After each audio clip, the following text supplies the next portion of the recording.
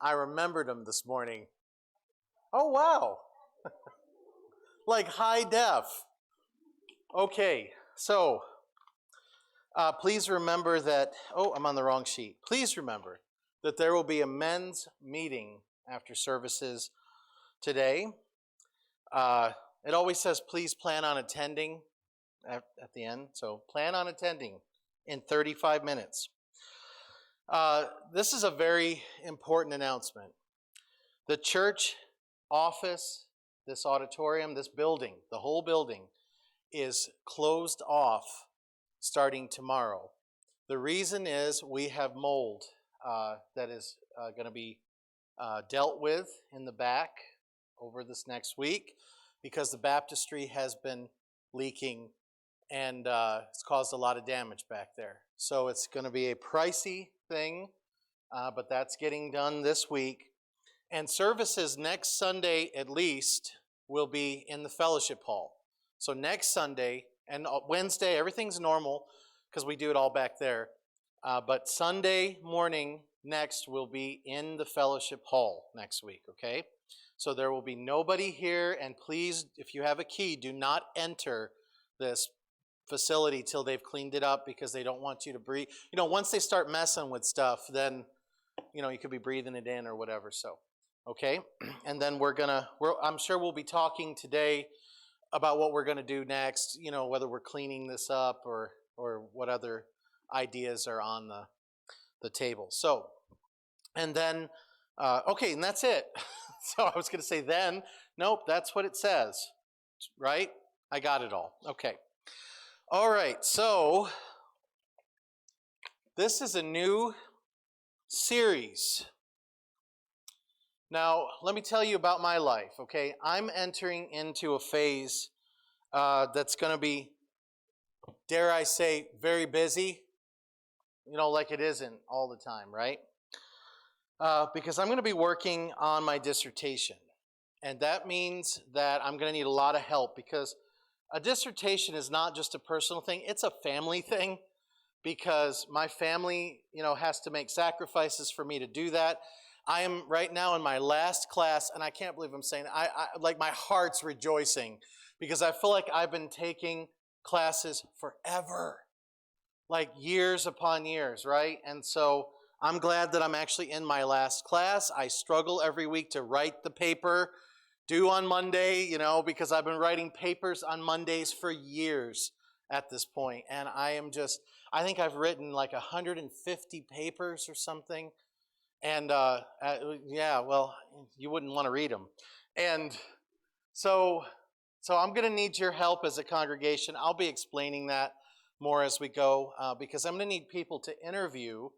I'm working with churches that have had conflict. And so I know that you probably didn't think of that as you, but you will hopefully be helpful in providing some data for a scientific study in that regard. So I want to draw your attention. This series is in keeping with some of the ideas that are going to be coming up in that dissertation. I'm glad I'm here. I'm glad I'm here preaching at this time in your history. And I'm glad that you're in my life at this time in my history because it came together perfectly. Because I think that I want my future to have something to do with helping the church, helping churches move past conflict and move into resurgence and getting just vibrant and healthy and where we need to be. So I'm not going to reread the scripture reading again, except to point out verse 8, my Father is glorified by this, that you bear much fruit and so prove to be my disciples, that you bear much fruit. I want to recommend a book to you, and a lot of the ideas in today's message are going to be coming really just taken right out of this book. It's a book by Jack Reese, who years ago was the head of the Bible department at ACU. You may remember his name. And it's called At the Blue Hole, an elegy for a church on the edge. And I think I want to call this next several weeks On the Edge, okay? for this reason. And describing, let's say, the church scene right now, this may surprise you. Right now, there are 1 million members in 12,000 congregations, churches of Christ. The research suggests a projected decline in the next 30 years down to 250,000 members and 2,800 congregations. By 2050, we will be less than half of what we are right now. We've already gone down massively. 92% of churches, now this is all churches in America, have less than 200 members right now. 92%. The average national Sunday attendance is 94, right? 50% of congregations right now average 34 members. I never count how many are here. I counted this morning because I knew I was going to be here, up here talking about this. And there's 30 people here today. I think it was 30 or 31 now, I forget. Okay, so we're right around average, and we're around average usually. And I think when you think of average, you think of small now. Small has become average. That is correct. 75% of churches of Christ are now in cities. Country attendance has died. They're all in bigger cities, or cities like us, you know. The average age of church members is getting older and older. 60 congregations a year shut their door for good. That is more than one closure a week. Stagnation, spiritual entropy through denial of certain demise is upon us. In other words, we keep pretending like it isn't going to happen, but it is going to happen. And it is going to happen to the Sierra Vista Church of Christ if something doesn't happen soon. It will happen. The smaller the congregations, the quicker the impact of all of this. And COVID-19 put many churches on life support, and they will continue to be that way with no hope of recovery. Weekly attendance will not return post-pandemic or like it was pre-pandemic. It will not. And what are the reasons for the decline? Some have suggested, and this book among them, demography. In other words, congregations are simply aging out. 20% of the population out there is 18 to 34 years of age. You know how we go through baby booms and all of that. Right now, it's ages 18 to 34, 20% of the population. 1/10 of all congregations in America even reflects that. In other words, congregations are older. There are the nuns, and by nuns I don't mean N-U-N-S. I mean the people who say that they have no religious affiliation. 23% now are coming back on surveys. Under the age of 30, 35% are the nuns. They have no, but I don't see that as a bad thing. You know, they have no religion, they have no beliefs. We're here to share the gospel. In fact, in some ways, it might be more difficult to combat the previous set of beliefs. You know what I mean? So, and everybody has a previous set of beliefs. So don't think just because you're a nun, it doesn't mean you have no beliefs.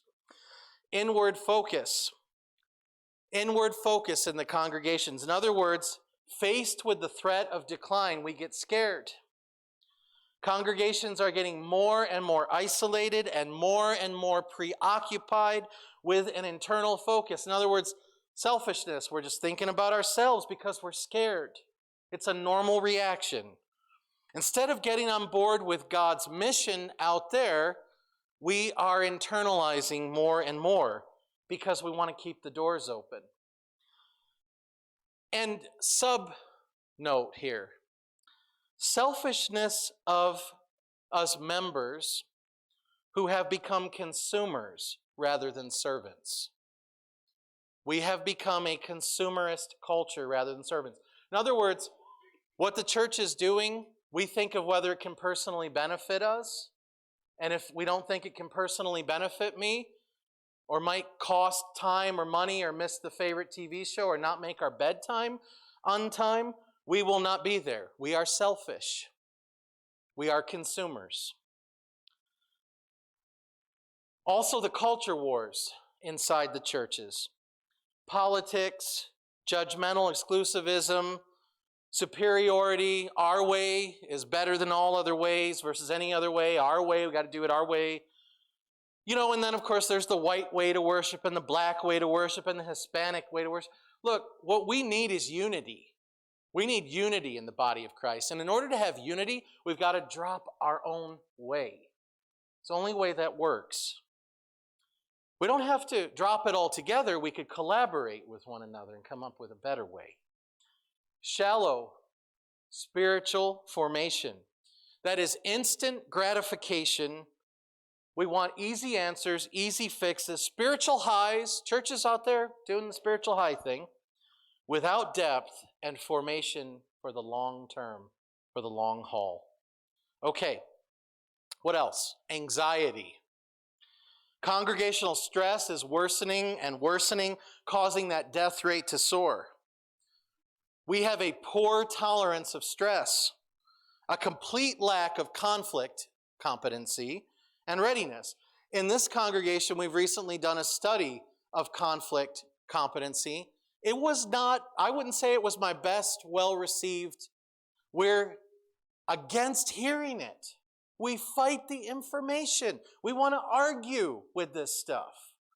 We think we know better for some reason than the research that's out there. Receptivity in the churches is off. We should be really good at conflict as Christians, and yet we're not. We're like the world. The causes of our demise are psychological. It's psychological. We want what is familiar to us at all cost. We want to protect ourselves at all cost. And Jack Reese gives an example in the book. And I'll tell you sometime about maybe where the blue hole thing comes from, but I just don't have time where the title comes from. I don't have time today, but maybe we'll get to it. Jack's example is like a person who's in a wildfire, right? Like one of these fires that breaks out in this part of the country, and you got your house there, and that guy just goes in his house and he sits down, he makes himself a glass of tea, sits down and turns the TV on as the fire's coming at his house, and by the time he accepts it or realizes it, his drapes are on fire in the living room, and then it's too late. It's gone too far. That's what the church has found itself in, is in this wildfire, and our living rooms are now on fire. And how are we going to fix that? A willfulness or an insistence to keep the past going, to preserve at all costs the form of church and its traditions. Our need to control every detail of everything all the time and not make any mistakes. It's a pox upon our house. Going on about our business, head down, church as usual, pick out songs, print the bulletin, and the next week goes by and the next week goes by. Stubbornness. Think of a person who's very, very health-oriented. We know we're all aging, right? Very health-oriented. What are we going to do? Avoid dying no matter how much exercise and nutrition we do? Do you think we'll avoid death? And when it comes as to a church that wants to stay fit, we think a better organization is going to fix this. We think better Bible studies is going to fix this. We think keeping everything the way it was when we were young. See, that's what we're doing. We're trying to stay young as a congregation, but we can't. We are aging. We're supposed to age. It's part of God's plan. Okay? We aren't a young church. We need maturity. But when you get to be the age we are and you're immature as a church, that's a dangerous situation. We all look at people out there who don't act their age, right? And we say something about it. Okay? We got a congregation sometimes that doesn't act its age, doesn't recognize and accept its age as a congregation. And then there is fear. Fear. And I have talked about fear a lot from this pulpit because one of the things I recognized when I came here was fear in this congregation. A lot of fear.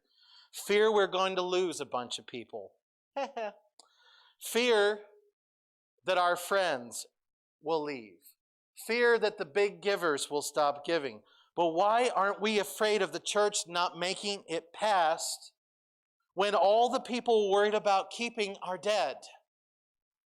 Why are we not afraid of that?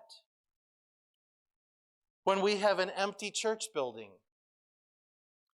What about all the people that have left, not stayed, or not coming because of us being afraid to push away all the others? Hey, wait a minute. Why aren't the ones we're trying to keep more committed to Christ and His mission than they are to people just being like themselves and doing the same old thing and the same old comforts again and again and again? Why aren't we afraid of that? So what does fear do? Fear leads to paralysis. If you do or if you don't, it's a problem either way, right? You can see the pitfalls in either direction, concerns fear, so we become paralyzed. Someone is going to be unhappy with us. Church leaders across this country right now are wringing their hands and abandoning the flocks because of the paralysis. Church leaders don't know what to do. Preachers and elders don't know what to do. So they're washing their hands and they're walking.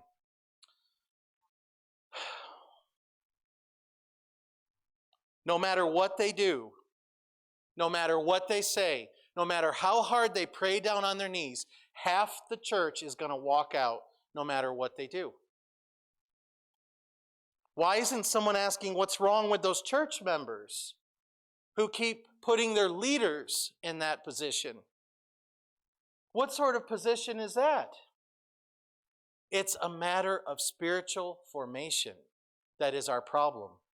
And studies show it takes a good 20 years, and we don't have it. We don't have 20 years to deliberately change the mentality and thinking of everybody and get you reading stuff and hearing the messages and studying the Bible and take 20 years to really develop. That should have happened 20 years ago. We have a fear of upsetting one another, a fear of pushing outsiders away, a fear of being unattractive to the outsiders, a fear of making decisions because someone might criticize it, afraid that we will change too much, afraid we will not change enough. American culture is based on fear right now. Fear is the national pastime. What did it used to be? Things we're afraid of. We're afraid of the government. We're afraid of science. We're afraid of religion. We're afraid of the poor and the homeless. We're afraid of the powerful. We're afraid of the other political party. We're afraid of our own political party. We're afraid of other people's races. We're afraid of strangers, afraid of immigrants, afraid of people with education, afraid of people without an education. We're afraid of death. Yes, we're afraid of conflict. We're afraid of confrontation. We're just afraid of the unknown. From the mouths of babes you have ordained praise. On to fixing this problem, because I'm not going to have the whole sermon be about the problem. Let's get to the fix. First, let's talk about what doesn't work. What will not, N-O-T, not overcome all of this. There was a chart I was supposed to show you. What will not overcome all of this? Better doctrine will not overcome this. More Bible studies will not overcome this. More efficient organizational structure will not overcome this. More crafty strategic planning will not overcome this. What will be needed is to understand the solutions that will be presented down the road and be mentally prepared for them. It's going to take the following: humility, that we are not in control of the future. Humility. Now, we have choices we can make that affect things for sure. but we have to have humility. We have to acknowledge that life and death issues are at stake and stop pretending like they're not. Right now, those issues are at stake. That there are no easy answers, no quick fixes. Comfort. Oh, I want to shout this one from the rooftops. Comfort will have to be sacrificed for a new life. Comfort will be given up for newness of life, for a better comfort. Faith. It will take faith. We will have to trust God to do the miraculous because we can't fix this. We will have to trust God to do the miraculous while not holding on to the past. And what I'm talking about is we need to be mentally ready for God's miraculous. Not reject it, not push it away, and not do what we've always done before. We will need to face the past history with an uncompromising, see the screen picture? How well does it show up? With an uncompromising honesty. Daniel 9:20 says, while I was speaking and praying, confessing my sin and the sin of my people, Daniel said, I had to look back at my history and confess my sins and the sins of my people, presenting my plea before the Lord my God. And this was the time for the remnant to return. But it's going to take somebody with the prophetic vision to say, hey, we haven't had it right and we've made mistakes. And it is our sin that has brought the devastations that we are in. Okay? That's honesty. It's going to take accepting what Colossians 1:18 clearly teaches, that Jesus, in the context, is the head of the body, the church. He is the head of the body, the church. He is the beginning, the firstborn from the dead. And if you keep reading, he's basically all that and a bag of chips and then some. He's everything. That he might be preeminent in all things. We need to join in with what God is doing and stop fighting what God is doing. And I don't mean be trendy, but I mean join the trends that are clearly from God. We need to join in what God is doing in this community, in this world, instead of deciding for ourselves and then telling God what we're going to do. That's what churches do best. They tell God what to do. So we had a series on prayer that was meant to lead up to this point. Not my will for this Sunday morning.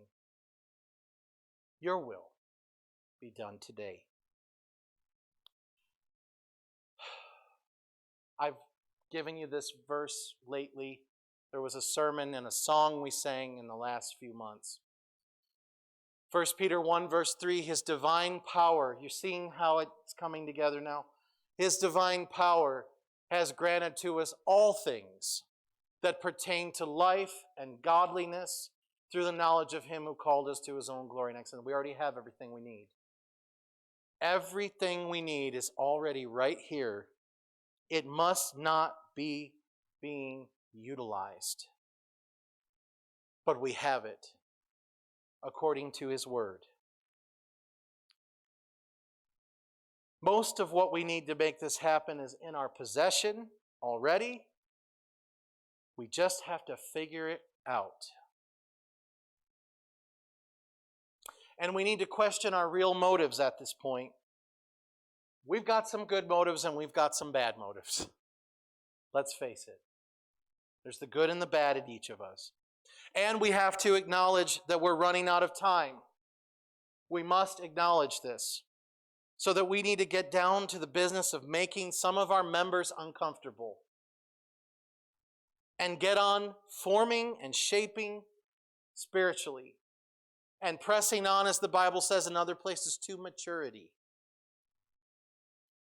Should we be working on rebuilding the past? I think that's what a lot of churches are aiming for.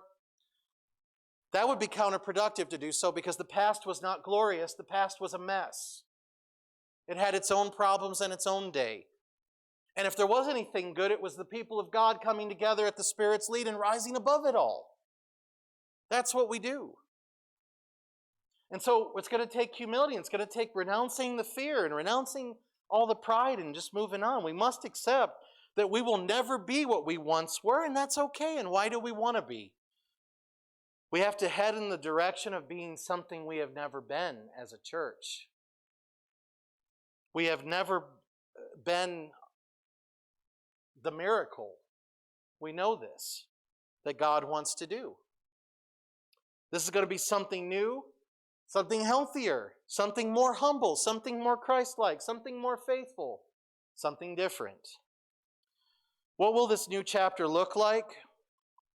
Old answers are not going to work for this chapter. Okay?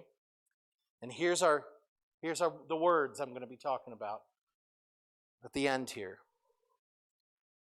Old answers are not going to work. The van program, Bring Your Neighbor Sunday, having greeters, okay, the finest greeters in America, etc., etc., etc. All the things that we've done are part of the past. They are as antiquated as candlelight or gas lights at this point. It's a new day and a new era.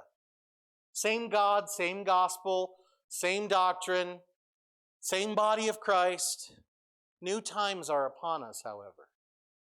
And our people have changed these things over the years, but for some reason, in the 20th century, we've gotten waterlogged, and we just want to keep everything the same. It's a weird phenomenon going on. We have changed things consistently for centuries because it just makes sense to do so. You think the Apostle Paul would not have used the internet if he had it? So, it's going to take courage. It's going to take courage. We cannot cure ourselves. We cannot fix ourselves. We cannot get it right enough. We cannot stop living in the past enough. We cannot study hard enough for this. We cannot pray enough for this situation to change, which doesn't mean stop praying. But something drastic has to happen in how we each reflect Christ and are reborn in the image of Christ, pressing on to maturity. So courage, if we can admit it, we can accept that we now need courage. And that will narrow our focus down pretty good right there if we have the nerve. In other words, think of it like this. A dying person does not have the time to haggle and be petty over silly issues. If we continue to live in denial and doubt and fear about our demise, we deny ourselves the possibility of resurrection. Okay? That's not faithful living. We have to accept our mortality. Some churches cannot picture their own death. We need to start picturing it. I pictured my death repeatedly during COVID, and then I pictured my death yesterday when I went to the ER for a bad infection going on in my neck. Okay? So, to quote Jack Reese again from the book, it says, these churches are the ones whose attendance is booming. Resources are growing. Programs thriving. Youth vans are full. They have a good reputation, busyness, good size, apparent success, social media savvy, casual, cool, contemporary, mega, back to the Bible, but not at all thinking about the end. They think they're going to survive, but they're not. All churches are facing death. It's just an appearance. Church is propped up by culture. Everyone believes and thinks alike. Those who don't want to be like us, we keep at a distance, isolate us from discomfort, pain. Hard people, hard truths are already well on their way to the grave. End quote. We must hope. We have to start hoping. Because things are difficult, that's when Christians should get busy hoping. Hoping. We should be happy that our churches are dying. Do you want me to repeat that? I'll say it again. We should be delighted that the church is dying. You know what that means? Guess who steps in? Who's the Lord of resurrections? God steps in. Maybe when we finally get it through our heads that we're dying, we need to die, let's go ahead and get it over with and die, then Christ comes in and makes us new and makes us something we have never been. We can become the kind of church that God desires right here, right now, today. One that has died and come back to life. One that has died and is risen. Accept the definition of insanity. I didn't put that up here. This one's just for free. This crisis is a critical moment. If we keep doing what we've always done, you know what that means we are?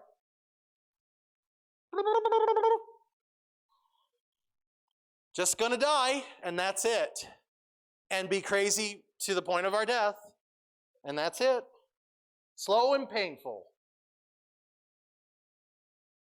But if we stop and let the death take hold,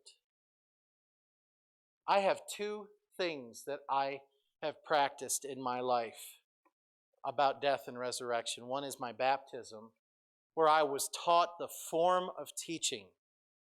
The form of teaching, the Bible calls it. It calls it the form of teaching that I committed myself to in baptism. The death and resurrection concept. That I had to die in order for God to take hold of my life and make something worth it out of it. And the second thing I practice, I do weekly with you.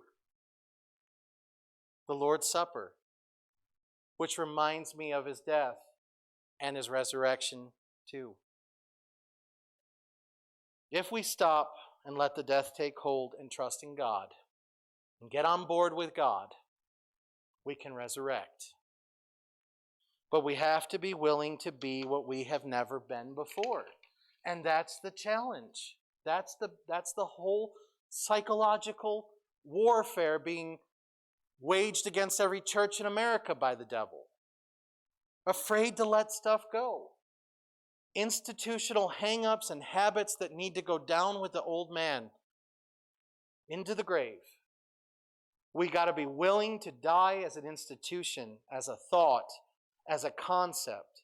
Something near and dear that we hold in our hearts, this church. We have to let it go and take hold of Christ instead.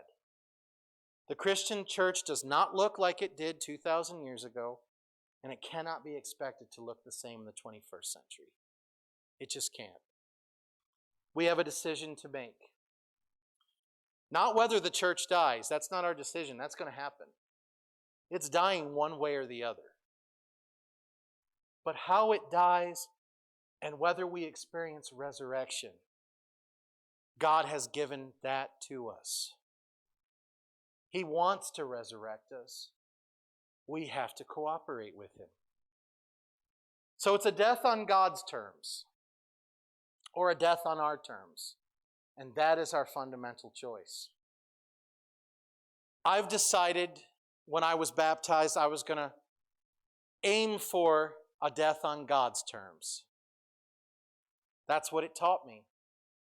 In Romans 6 it says that if we've died with him, then we can have a resurrection like his. We could do that as a body, each individual, but it's a body. So when a church admits that death is happening and gives up control and takes up the cross and follows the Lord and puts selfish wants and comforts aside for the sake of Christ's mission and gives like it's never given before to that end and stops seeking its own way and becomes wide open for where God is leading. And when we give up our claim to do church the way we want to do it, and when we consider ourselves privileged to share in the sufferings for the gospel and all of that good stuff, now we're on track. And we make that confession. What makes a church strong is being able to do what Daniel said and go in and say, you know what? We've had some problems. It wasn't the glory age. It was just an age. If a congregation can ever get healthy, it first has to confess that it's weak.